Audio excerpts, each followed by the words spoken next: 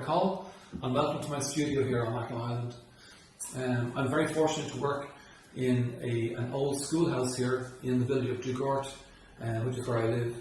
The schoolhouse was closed about 35-40 years ago. I've been using it now for the last 4 to 5 years as my studio. It's a single classroom school, so we're in the classroom, and it's a lovely big open bright space which gives me plenty of space to hang my work and to work on pieces here. I'm an oil painter, primarily of landscapes, and I do some other more semi-abstract work, some figurative work. So I'm going to show you a brief tour of the studio and let you see what I've been up to a little bit for the last few months.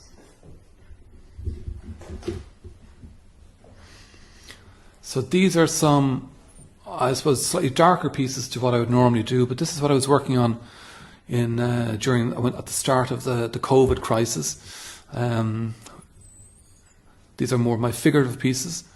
Over here, where you can see I've got space for some big pieces here, which I like to keep displayed all through the studio. So every time I'm coming into the studio, everything is in front of me. I can glance at something very quickly and make decisions on things.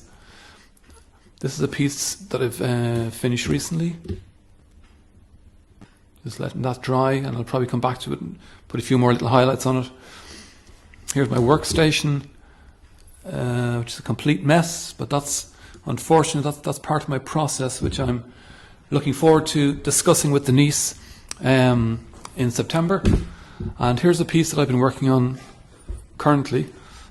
So this is, it's waiting for its next stage of the painting, which will be, I suppose, I'll be adding in more paint, more layers, and more highlights, bringing it out. I'm quite an expressive painter. I work very quickly, and I always think that, half of what I do, 50% of what I do is planned.